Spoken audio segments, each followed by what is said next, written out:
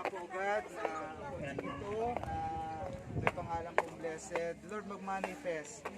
Lord, magkaroon ng kaganapan ang pangalang ito bilang pagpapala, Panginoon, sa Ninon de los Santos family.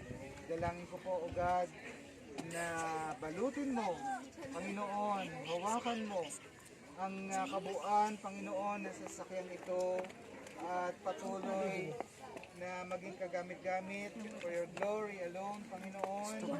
Maranasan, Panginoon, ng bawat sasakay, magdadrive, Panginoon, ang iyong pag-iingat sa kanila pong buhay.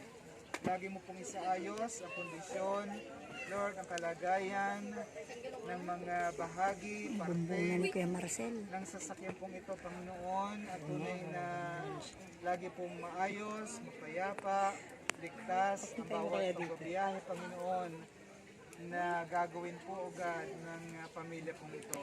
Tunay nga, O Diyos, pakaingatan mo, buhay, na si Sir Fatima, Brother Ador, Lord Adam, Emmanuel, sa nila pong pagsakay sa sakyang ito at lagi nila pong maranasan ang iyong pong pagsama at laging maging ligtas, Panginoon, ang kanila pong pagbibiyahe sa mga lugar na pinali na sa hawakan mo at laging bigyan ng presence of mind, Panginoon, si Brother Ador na siya pong gagamitin magdadrive, Panginoon, sa sasakyang ito.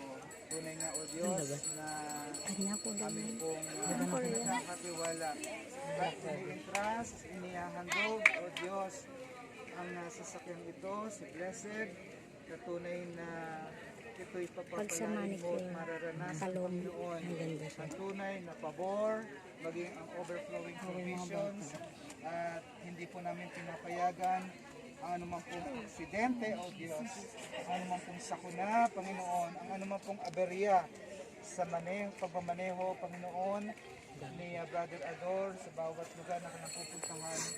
Lord, lagi po namin sa ayos, ang kondisyon, ang lahat, Lord, ng parte sa sasakyan ito, manibela, ang preno, O Diyos, ang bawat wire, ang lahat ay nasa sa iyong pagkontrol at pag-iingat. Thank you so much, O God.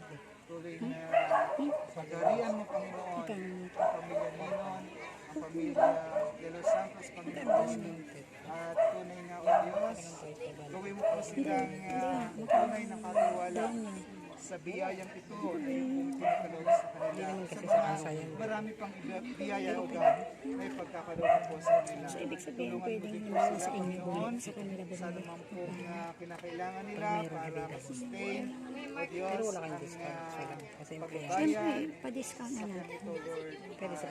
Kita mo, Panginoon, at patunayan ikaw ang aming Jehovah Jireh.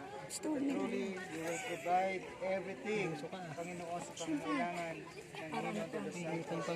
Salamat po, God. We entrust everything unto you. We anoint, Lord, this car and pray that your power, Holy Spirit, will move upon this vehicle, upon Ninon de los Santos family. Thank you so much, O God. This is our prayer. Thanksgiving, to you the glory, to you the honor. In Jesus' name, amen. Amen and amen.